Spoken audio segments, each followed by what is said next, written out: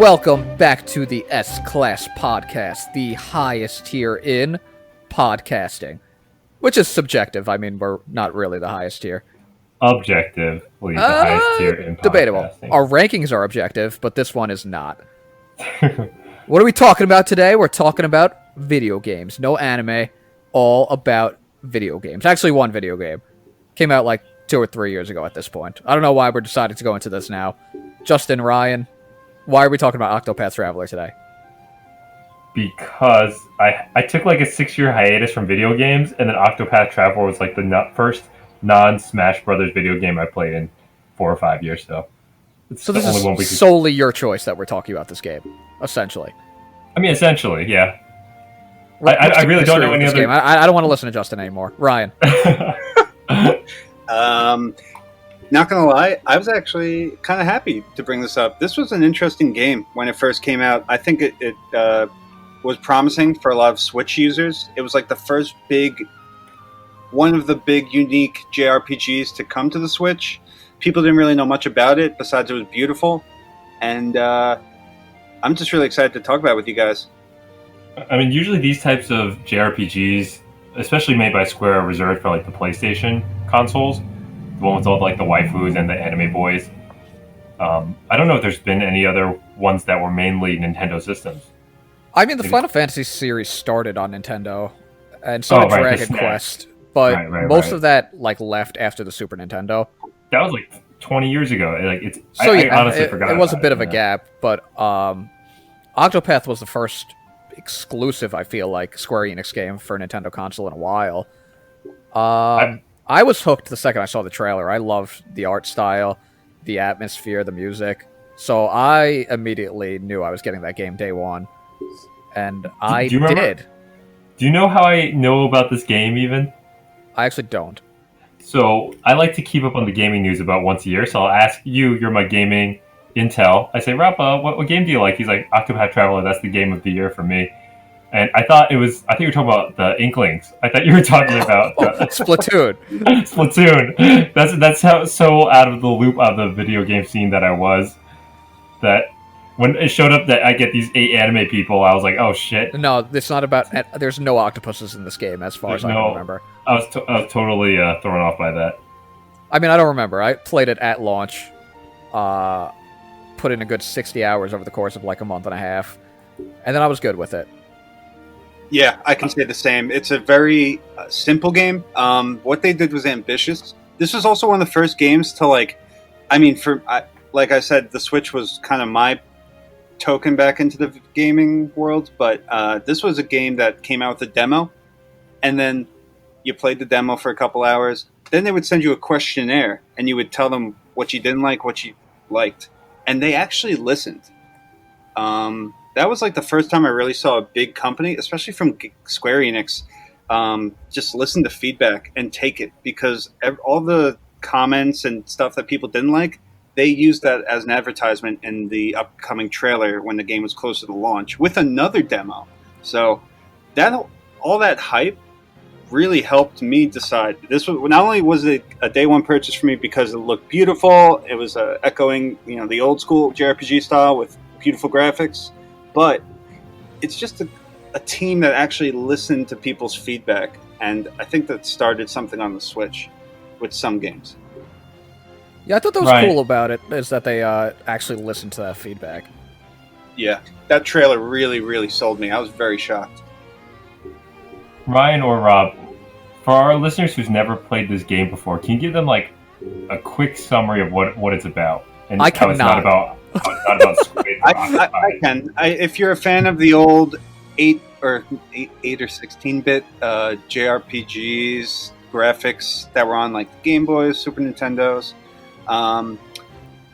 it's pretty much a 4-party turn-based RPG where you have 8 different stories, and it's cool, ambitious, but it does drag because those stories most of them are cookie cutter. But if you're a fan of that and you know what you're in for, then I do believe you would enjoy it. I think people had higher hopes for this game, so there's some controversy if you look it up ratings-wise. Is it really? Yeah, Yeah. I think they mostly rated somewhere like middle high, like 7s to high 8s maybe. I mean, I can't say that, like, obviously the story or stories aren't great, and I think the fault of the game is a double-edged sword. Like, it's cool that you have 8 different stories, but the problem with having 8 different stories is that none of them are really that fleshed out. And despite the fact that you can have this party consisting of any combination of the 8 different characters, they don't really actually interact with each other. So, you know, while it's cool and there's cool things you can do in battle, the story itself isn't that great, I would say. But I haven't played in 2 years, so That's a big thing I was a little let down with. That's a great point. There's no callbacks to other characters' stories. It's kind of like, I'm going through one story. Oh, hey, you have a story? Let's walk around and complete our stories. There wasn't much world building, but I'd say there was at least 1 or 2 of the stories that were actually pretty awesome. But I'm sure we'll get into that when we go over the characters.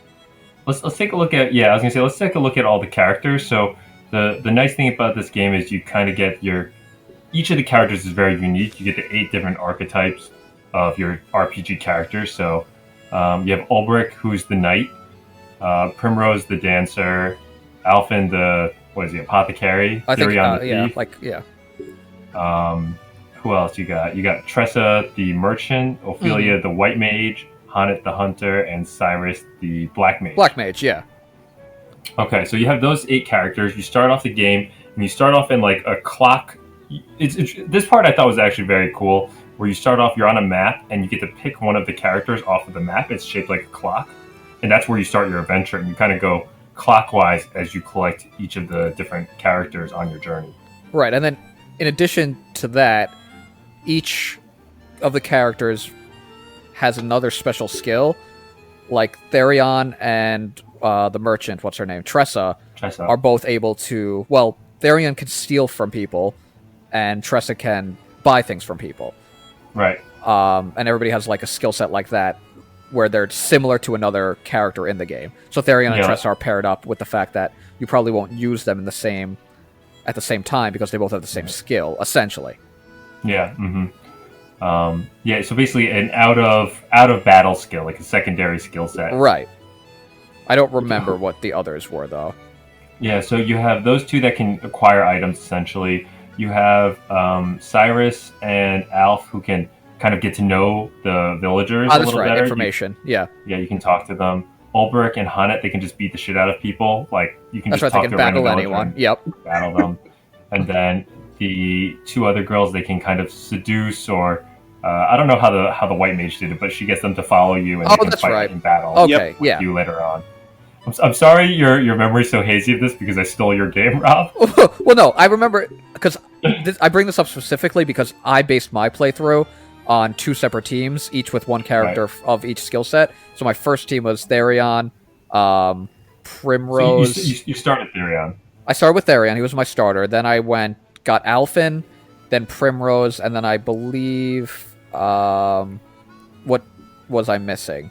Not Ophelia. Honnet, maybe? Honnet. That's probably right. It was Honnet. And then that was my first group. And I went through all 4 chapters of each of them, which means 16 chapters with that crew.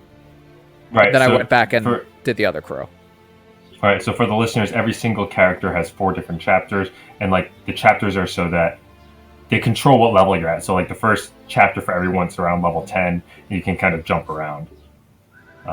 You told me that's how you played. I thought that was really interesting. I didn't go that route because I kind of like some characters more than others. Right. Ryan, what were your first 4 characters?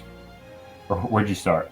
So my first 4, because I played the demo, I liked Alphen in the fact that he was a healer, but he was also like kind of a tank with his axe, because he did have good attack power. So he was my number 1. And then I went with Therion because there's some of their side skills, like Therion's to steal, was so much fun. I Stealing's so awesome. Much. That's the first thing I do in every town. I don't think I bought a single item with Tressa. I just stole everything. Yeah, those side stealing. The side abilities helped you investigate and interact with NPCs just to explore the environments, which I thought was a lot of fun. I chose Primrose too, and then I went with. I think you got Haunted as well. No, maybe not. No, you... I think I went with Olberic. Oh, so you have the same team as me. I started with Olberic. So, did you start with Elf? I started with Halfin. Oh, so you don't have to go counterclockwise. You can, as long as you start with one person, you can pick anyone else up. Yeah. It just so happens they're near each other. You can go either direction, if I remember correctly. Okay. Yeah, so I started with Olberic, then Primrose, Alphen, and Therion. So me and you have the same team, Ryan. Just a different order. Oh, funny. Yeah, okay. Haunted was a one regret I have. I wish I started with her earlier because she had a really cool ability, which is like a Pokemon trainer. She was able to domesticate animals and then reuse them in later battles, and there was a lot. Oh my god, her speech was so fucking annoying. Oh my gosh, oh yeah, it was abysmal. I don't even know, was it old English where she's like, I happen upon. She has an F to everything. Oh, I hate her. Oh, it was right. What, Ryan? It was very old English. I remember, like, I had to take an old English class, and it was that. And it was I thought you were going to say you took an old English class so you could play this video game.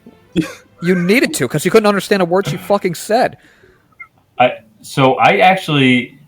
finished the game maybe a few days ago. I think I left a few chapters unfinished for several months, and then I played her final one. And when her story started, I actually fell asleep. Like, I fell asleep, and I woke up on the couch an hour or two later, like, oh fuck, I forgot I was playing Octopath because I fucking hate her so much. How do people fall asleep while playing a video game?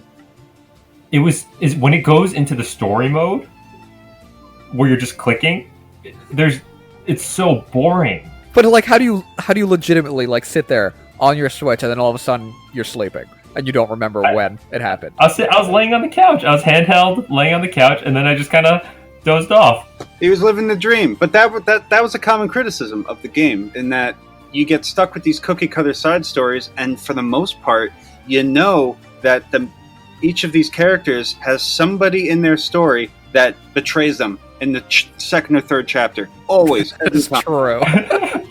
There's a lot of betrayal. So it's like, yeah, I'm going to help you. It's like, by the way, evil. Like, you know right away. You know who's going to betray. And that was annoying for most of the characters. However, I will say, I found I rewatched just the final acts because there were two that I loved. Olberic's story, because it had a tournament arc.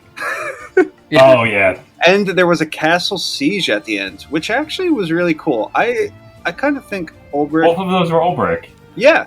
That was his chapter 4, which was sick. And I was like thinking, if they do make a sequel and some of these characters do reappear, it would be cool to have Olberic, in like typical anime fashion, train the next swordsman. Or be like a mentor character. Yeah. Yeah. That'd be cool. But then Primrose's story was actually really, really awesome. That was. I feel like they definitely invested more time and money and thought into certain characters. Like, you can even tell by the cover art. I think that Primrose and Olberic stand out more than the rest of the characters. Maybe Therion as well. I felt Olberic has one of the most generic looking, arts, character arts of any character in a JRPG. Like, if you were to make a token JRPG swordsman, that's what it would look like. I think they all sort of did. I thought Primrose was maybe a little bit unique, but I don't know. I don't think any of them were particularly fantastic design-wise. Yeah. Maybe Primrose a little bit, but she's kind of generic dancer also. I'm wondering if that's by choice, though. Like, because you have these 8 people that are randomly thrown together, and I guess the thought is maybe they're just supposed to be a part of this world, and, like, anybody can be, experiencing these types of things. Because they really don't have, like, unique, over-the-top JRPG designs. No. They don't have but the designs don't really matter, because at the end of the day, the gameplay is what matters. And I think they did it was ambitious, tackling 8 characters and trying to make them as unique as possible. I still think gameplay-wise, with this class system, and then how you can create secondary classes, it was spicy enough for me to, like, at least invest not in their stories, but the characters themselves sometimes. All right, I think we could move a little more into spoiler territory. I think we've got the premise of what this game is out of the way, and let's get into the meat of it. Okay, so I guess on that note, Ryan, so you can add, for all your characters, you can get a second armor or a second class that you can turn on or turn off. What did you guys end up having, like kind of like your final team for double armors? Oh my god, I have no idea.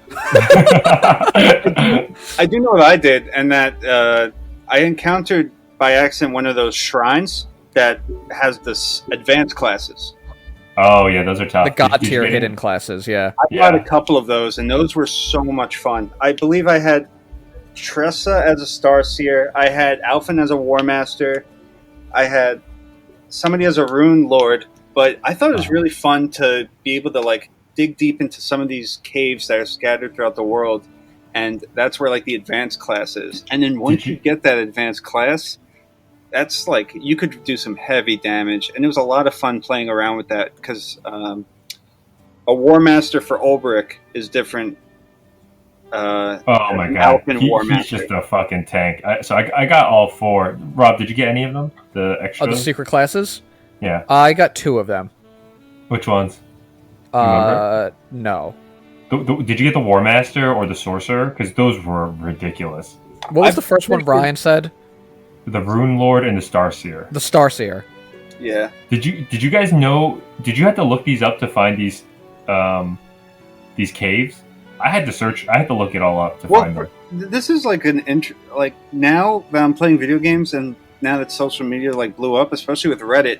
I was like just on the subreddit for Octopath, and it was really informative just hearing people talk about like how they use characters, and that gave me an idea of like what I could try out, what I could do. So, but you didn't organically find the cave, is what I was wondering. I did stumble upon it, and I got crushed because they were all very high level monsters. So I was like, oh, yeah, you have to cheat on a couple of those a little bit to get them. Like the War Master, that thing hits 6 times in a row at like 6,000 or whatever, something ridiculous every single hit. Yeah, it's crazy. Well, I wanted the class, and like, let's face it, with video games these days, we're all adults. It's like I'm not. If I can't beat that boss 1 or twice or 3 times, then I will look up like, all right, like what class systems are best to use against him. No, that's bullshit. I do it the old-fashioned way. I get angry, I throw my controller, and I quit and blame the game. Fuck this game, I'm not playing this anymore. This is bullshit. This is how you handle all of life's problems. Yeah, I say this is terrible game design, they need to update this. Explains a lot. It's never updated. What's really cool with seeing some videos of like the other classes, the graphics of some of the spells, like nailing the enemies, the graphics for this game were fantastic. It looked beautiful on the handheld mode, and I couldn't get over like just the details. And as I just walk around these worlds, I'm like, if they just remade Chrono Trigger in this style, or not Final Fantasy VII, but like there's another old Dragon Quest or exactly. I think rumors say they are doing something for Dragon Quest III with this updated style. I'm sure they are. I mean, Square Enix loves re-releasing all of their games multiple times. It's kind of what they do best. Because they ran out of ideas about 20 years ago. Even this isn't like that unique of an idea, except for like, let's take 8 characters and put them in an order where you can get them. Yeah, I mean, at the end of the day, it's essentially Final Fantasy. Yeah, I mean, I love the battle system. It was my favorite aspect of the game, other than the art style, was the battle system. Because I mean, the stories were worthless. The character personalities weren't great. The character interactions were almost non-existent and kind of pointless. The stories, I have to fight back on that just with Primrose. Primrose actually did have a fantastic story. She had the one where her father was murdered and she was a dancer, and then she started murdering the people on the trail of finding her father's killer. And then in I thought that final battle was so cool, how I forget what his name was. I have to look it up. Simon or something. Simeon. But the issue with that is it's 25% of the stories are worthwhile. Yeah, that was kind of 2 of them are pretty okay, and then the rest are kind of bland and predictable. I agree with you.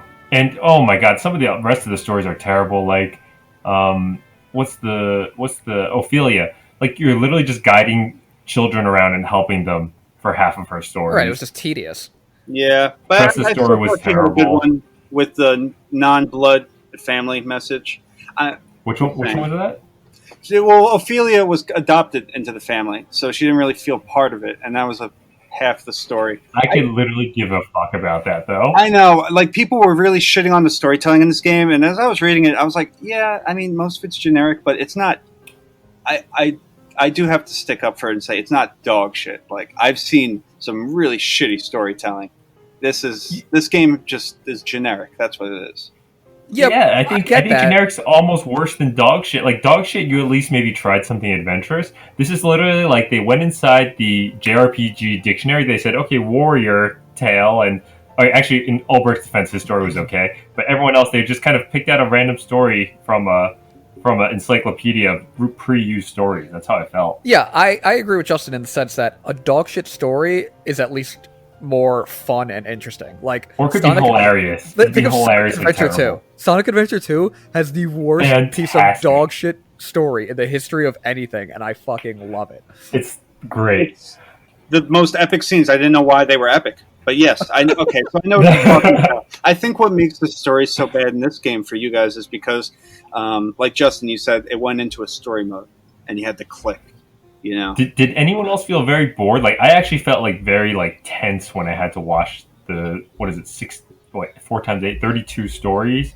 I think for more than half of them, I felt very tense watching them because I was just like, oh my god, just let me play the game. Yeah. And the screen would turn black, and you're like, oh, finally back to fighting mode again or adventure mode again, and then it'd be part 2 of the story.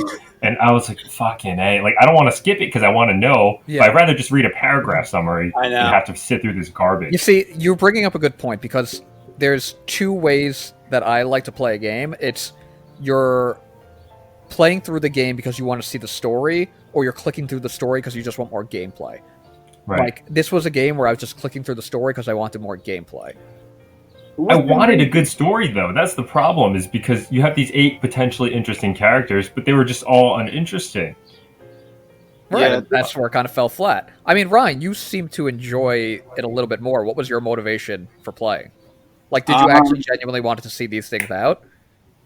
Well, okay, I will say the one story, Alphins, like, one or the first two chapters, I was like, oh, this has promise. And then it went to dog shit, and that's when I was like, okay, like, now he's just hunting monsters to go find a cure every single time. Yeah, and then it's all of a sudden, oh, he's betraying you. It's an betrayal.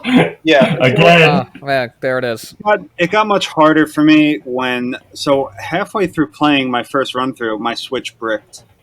And this was before the online cloud saves were introduced. So you had to redo it again. So I had to replay, I had to replay the whole game.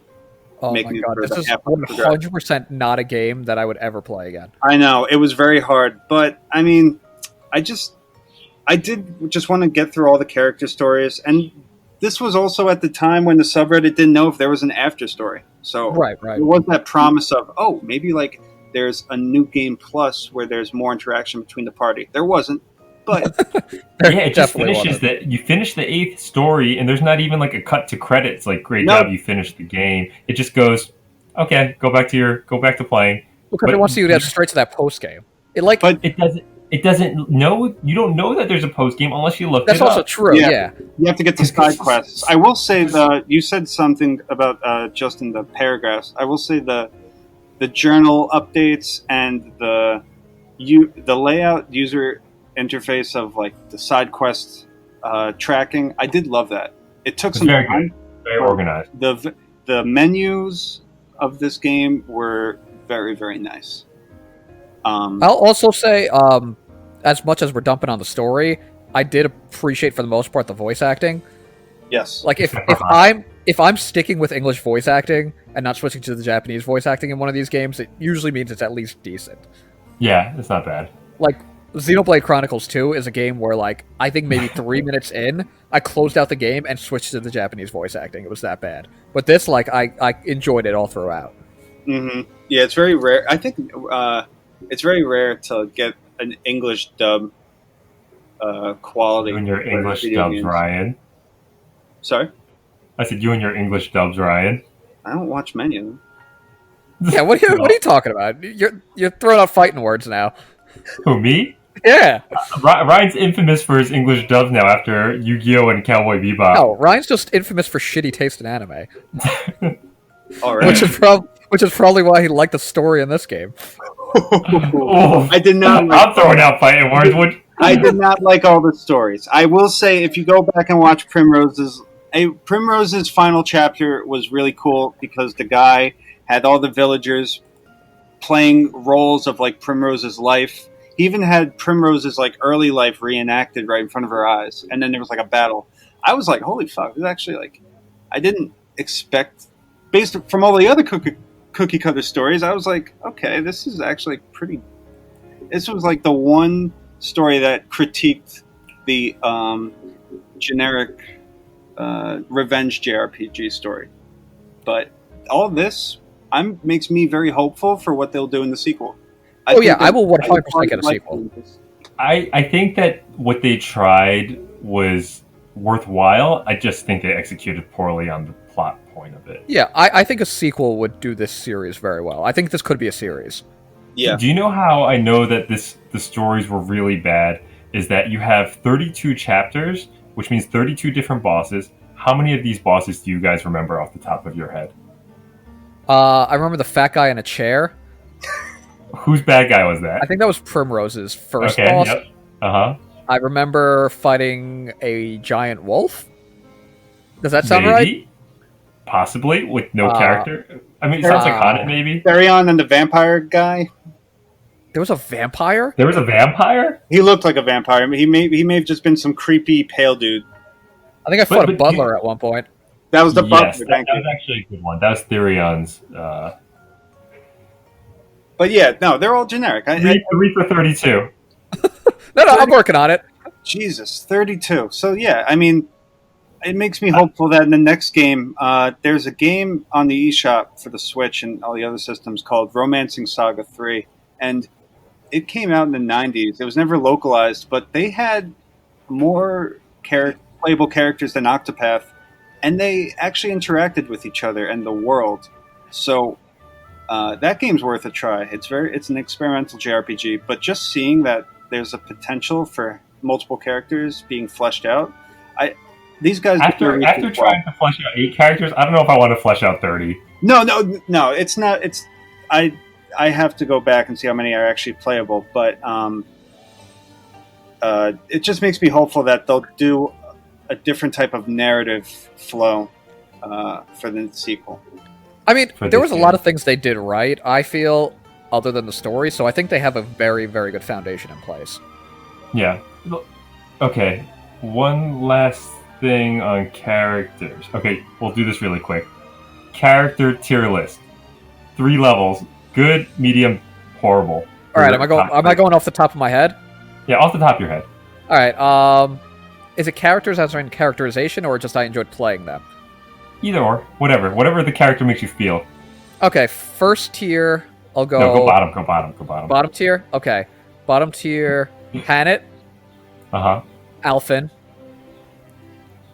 Tressa. Second tier. Ophelia. Okay.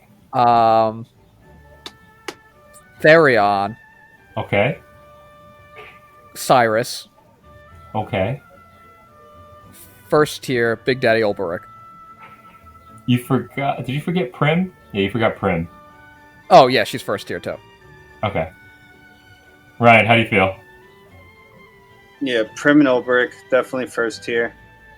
After that, it would be like, I'd say Tressa and Ophelia.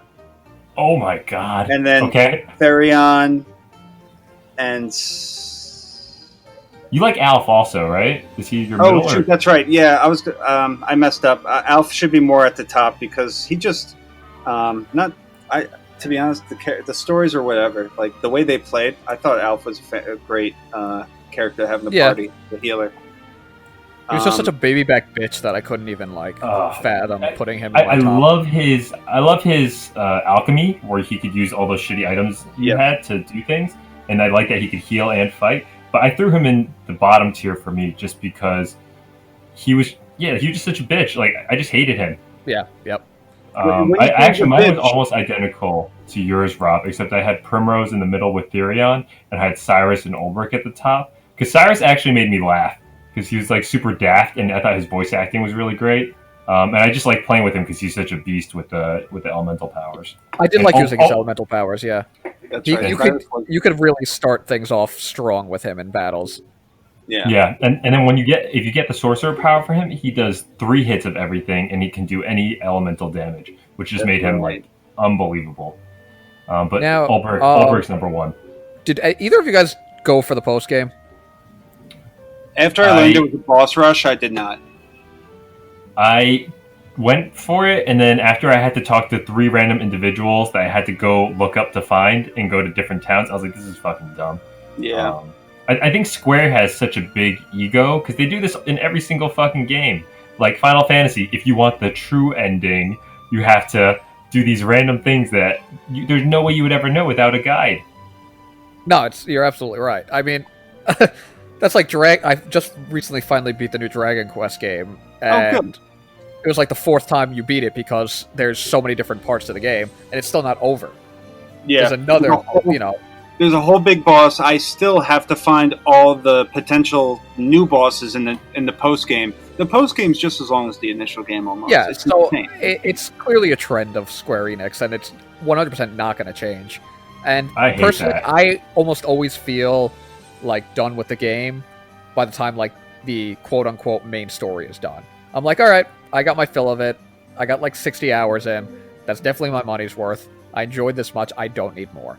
Yep. Do you guys know about the lore of this game? And sorry, Ryan, did you finish the post of this? No, I boss rushes or whatever, and even people who did beat it, they were like, I mean, they still don't really interact. Yeah, so do you guys know about the lore in the final boss? I've actually watched the video of the final boss, and it's like an hour and a half long fight. Oh my god.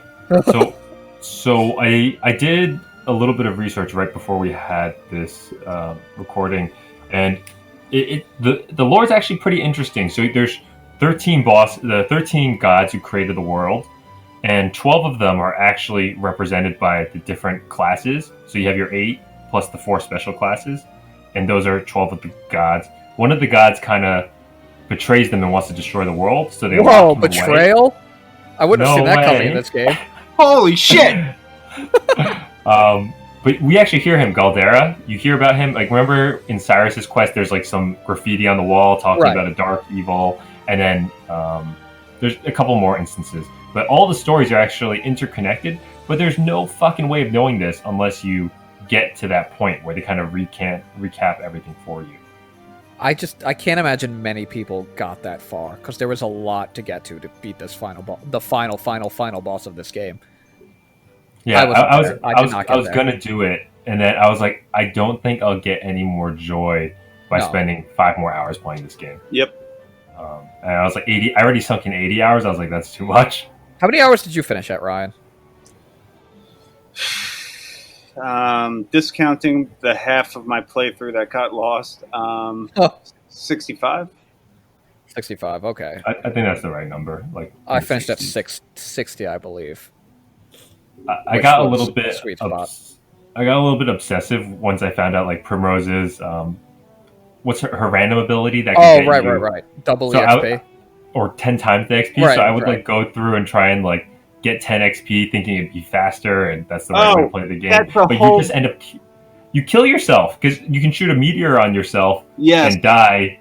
And I've lost many a battle trying to do this. I was like, wow, if I just played this a normal person way, then I would be saving 10-15 hours probably. Yeah, you just kind of end up wasting time trying to save time. Yeah, well, I will say I abused that bewildering grace of Primrose. That's what it was. During my second playthrough, because it really did for the most time help. Sure, you get a meteorite every now and then, but getting that EXP times 100 was like I never got it. I got debuffs. I got all of your MP goes down to 1. Oh yeah, I got the whole cavalcade of like fuck ups. It's It was rough. the thrill of the gamble, but I did love a move like that. How there could be something that could greatly increase your XP, or you could die. I wish that it worked a little bit more in your favor. That encouraged me to use it a little bit more. I And think if you used it equip anyway. certain items, you could alter it. Yeah. I think like- if you equipped maybe like an item for that favors. I forget, because I succeeded with that system for the most part. That's how I was able to recoup my lost time. Mm-hmm. I really don't remember any of this. I knew she had that skill because I definitely utilized it as well, but I didn't like get obsessive over it like you. Who was the final party that you guys had? Yeah, well, mine was my second playthrough, which would have been Olberic, Tressa, Right. Ophelia, and Cyrus. Right? Okay. Did you like your first or second playthrough better? I actually ended up liking my second playthrough better. Well, you wouldn't have Tressa and Cyrus together, I don't think. No, Tressa and Therion I wouldn't have together. Oh, okay, yeah, Cyrus. Okay, got it. Yeah. I actually ended up liking that crew better. That's 'Cause a much stronger crew. I if felt you like have I was, Olberic like- and Cyrus together. Yeah, and I also felt like I was trying to play through the first part of the game, like, I don't know, kind of in the way that they intended you to play the game. So I wasn't, like, really, like, experimenting too much. And then the second time I went through it, I was like, fuck it, let's go crazy. And just, like, had a great time, did a bunch of weird class stuff. Did you have a go-to guy that's like, oh, I'm in a pinch. Like, this guy's gonna... I had this guy, I'm fine. Well, yeah, I mean, Cyrus basically starts the battle and does massive damage and gets you in a good position early on, and then Olberic cleans it up. Okay. How about you, Ryan? What was your final... You can kind of choose who you want in your final I party. kind of forgot. Like, I turned on the game. I kind of forgot like where I was going, or I think I was like just training my party, leveling them up. So my party at the moment was Alphen as a War Master, Tressa as a Starseer. I had Olberic in there as a Rune Lord, and then Cyrus as a Sorcerer. So definitely rocking the shit out of some enemies, but I think, yeah, I was just training and practicing for the final boss that stopped the game. For me, it was always nice that, I mean, besides Cyrus, for like knocking out the weaknesses, it was always nice to have Olberic in because he had the thing where he could hit above 9,999. Oh, So I'd that's have right, him that was charge awesome. up to the fourth level, get the final blast, and he hit like 16,000 every couple turns. That's Or I'd right, that have always him, felt tank. good. Yeah, it was very rewarding Yeah. playing with him. That basic weakness battle structure was very nice. From Yeah, Yeah. the battle system just felt very rewarding throughout. Like, every action I did, I felt, like, good about. I don't know, Yeah. it was a very fun gameplay loop, the battle system. Yeah, that's how I really judge my characters at the end of the day. Like, the stories, whatever. At the end of the day, it's how I could customize each character. I liked how, the secondary classes could be combined, and then you have those advanced classes that just stepped up the game, which were very entertaining, especially with the graphics of some of their moves. I can agree with that. The graphics, especially, like, I remember with Bewildering Grace, sometimes she would just summon like these Fucking I don't mushroom even know. guys. what? She summoned these gross mushroom things that would heal your opponent. Not only that, but she summoned like this like robotic ball thing that would actually destroy the other, like, the enemy. So I don't know what you did to your Primrose, but mine would fuck me all the time. Like, I'd be fighting a boss monster trying to get 10x experience, and she summoned this mushroom that heals at 99,000 life Oh, points. yeah, Give I them a remember seeing that. buff. Yep. you know why? And then You know why? take me out my Justin? hell. You know why? Why? Because I listened to her. I listened to her story. It's called respect. Seriously. Fuck that. Oh my god.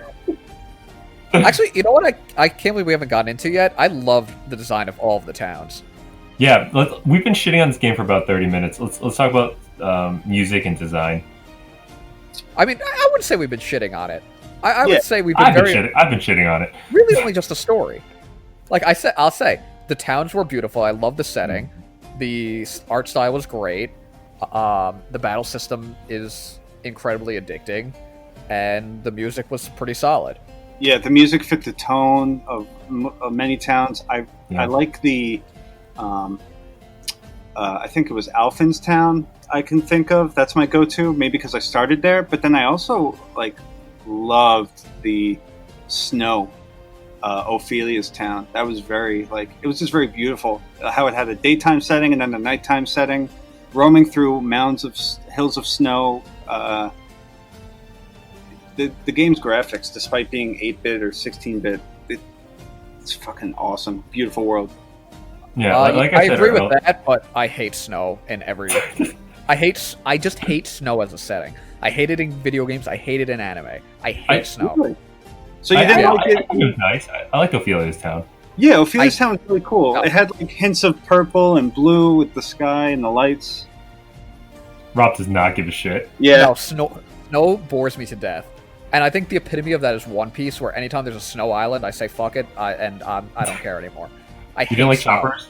I love Chopper's arc. I love Chopper, but I hate the setting. But that's like 7 different conversations for 20 different days. No, I would say my favorite town was the really rich town, where you could steal like a bunch of awesome items. Yeah, the town was like market, a major port. Oh, the market town with Tressa. That one's kind of cool. No. Was that Tressa or was that one of No, Rob's talking about another town with like a huge, famous worldwide market. Yeah. That was a lot of fun. Isn't that Tressa's where she goes on the final one where there's a gigantic market and you just rob everyone inside the town? Well, that's part of her story. It's not her town, though. Her town's the port. Right. Did characters' locations overlap? Or no? Not really. Maybe. No. Yes. They did, because remember when you walk into a town, they say, "Hey, I think I had business here," and there's a couple people you could select from that would have business. Right. So after the first 8 stories, each of them have 8 different hometowns, but they have crossover in chapters 2 through 4. That's what I'm talking about. Yeah, I think Grand Port, was that what it was called? I want to say Grand Port. One of them is like in the Far East. That was like the port. That's town. the one I'm talking about. Yeah. Was that Therion and someone else? I'm not sure if you're talking about the Tressa one. Therion had a couple of rich ones though, because the first one he had was the Raven whatever. Oh, that's right. Yeah. No, I didn't really care for that. I don't like desert locales either. Well, was that town the one where it had the poor on the bottom and the rich at the top? Because that was a cool design. Yeah, that was his town, his first town. I like that. That was the mountain one. Yeah. There's a mountain one. That was cool. Overall, great design, and I thought for me it was probably the most gorgeous pixel art I've ever seen. And but I haven't played a lot of video games. No, right. That's what really attracted people to it. But it's kind of like for me it's like my criticism of Breath of the Wild, where I loved it, but I just wish there was more incentive for an overarching story where everything connected. That's definitely the first time I've agreed with you today on that Breath of the Wild point. Oh, awesome. One more thing on the art is I really like the cover art that they have of all the characters, and I wish I got to see that a little bit more. But I feel like this pixel art is kind of iconic of the game, and it might. I do love the cover art, but it's incredibly disingenuous to what the game actually is. Yeah. Oh yeah. Because there's never a time where 8 of them are interacting and feel like they're on a journey together. That's another. If I have one more criticism is when you're in the beginning, you're collecting all the characters. You have them waiting in the middle of town for you to just pick them up. Yep. And there's no actual interlocking story. And then even their stories don't even acknowledge that there's 7 other people standing behind you or 3 other people standing behind you. It's like you're on your own story and you have these 3 ghosts fighting for you. It has nothing to do with it. Absolutely right. I did not like how there were prerequisites to having 2 characters. You know how there would be side scenes with characters if you have them in your party in a certain bar? Yeah. That's cool. Less prerequisites for those side stories, because I think you had to do certain things at certain times with certain people in your party, and I was like, I just want to see them banter. I thought that was one nice thing. In the beginning, at least, it was like, this is what I was looking for them to kind of make fun of each other and feel like a real party. Like I think Primrose is always making fun of Therion because he's like a pervert or something, or maybe Alf. And they had like a Chess good was the relationship. naive one. Yeah, Chess is really naive. Or Cyrus. Cyrus is also very naive He was a about douche. women. Oh, I love. That's right. I love Cyrus because he was so oblivious to like all the girls like falling for him. All the women loved him, but he's like, I just want to study. All I care about is books. Yeah, but those two. all of them are all Yeah, over that's him. right. Yeah, I was a fan of Cyrus. All right, I wouldn't really call this a mixed bag. I feel like we're not shitting on the game overall. Really? Yeah. I don't know. I think we're ready to move into final ratings. Okay. Who wants to start off? I'm a little bit torn, and maybe one of you guys can help me figure it out. I think Ryan should go first, because He will have the highest rating. Ryan always shocks me with his rating. I think I can guess what Ryan will give it. You're probably right because as many criticisms as I have, they're at the end of the day, I'm looking at this as a video game. I'm Is it about looking to surprise me? at how like the battle system was fun, story and everything. I guess I wouldn't rate that as heavy. I'm gonna give it a B. Okay. Oh, okay. That's lower than I what thought it you would were be. gonna do. I'm just, I have no Okay. background at this point. It's a B minus. I was torn between a C plus and a B minus. Man, I really wish I didn't spend 80 hours on this game. I might have to give it a C plus. It's gorgeous. I like the music. The story's just not there at all. Wait. I don't think it's fair to give it a C plus just because it sucked time away from you. Yeah, No, because it sucked time and it wasn't fun. But that was your Ultimately- choice. yeah, that's true, Justin. If it really wasn't fun, you wouldn't have played it. No, because it was for me. It was kind of like a perfectionism thing. It was like I'm trying to finish this, but I finished it and it wasn't like satisfying. Yeah, I will say that. Like, when I finally finished all 32 chapters, I was like, huh, I'm done. And that's it. I don't really feel, like, joyous, or I don't feel resolution. I'm just done. Yeah, You know, for you guys ever get in a flow of a video game where like, holy shit, time flew and I had a great time with this, or with a book, or while you're doing some sort of hobby. For See, me, played. like less than 10% of this time was in a flow state. Most of this was, all right, trudge along, keep going, keep going. I think the only time I had a lot of fun with this was Olberic's tournament arc and Olberic's second to last arc where he meets his rival. Outside of those two short stories, I don't think I really enjoyed playing too much of this game. So, if it wasn't for Big Daddy Olberic, what would your final score be? Would it be Oh my lower? God. Yeah, absolutely. But you'd Right still now it's put on in the 70 hours. I did. It was kind of a waste of 70 hours, and I would not necessarily recommend this game to somebody. So, would you rather have played Octopath Traveler and it just be about Olberic? I think so. I'd rather have played, or maybe Olberic, Cyrus, and Therion. Wait, Olberic Path Traveler. Olberic Path Traveler. Yeah, I could get behind that. Okay. So if somebody were to recommend this game to you and say, "Hey, man, like if you're like in the mood for like a basic RPG, JRPG, this is a great one." I wouldn't really focus too much on the stories; they're cookie cutter, but the gameplay is fantastic and it is fun. It I mean, wasn't that's even- essentially what I told Justin, and he took it and he played 70 hours, so. I don't know. I'm sticking with the C plus. Nah, that's fair. Because for me, it's like a 79. Like it's really close to that B minus. But when I think about it, I don't say that was a fun time. I say it was okay.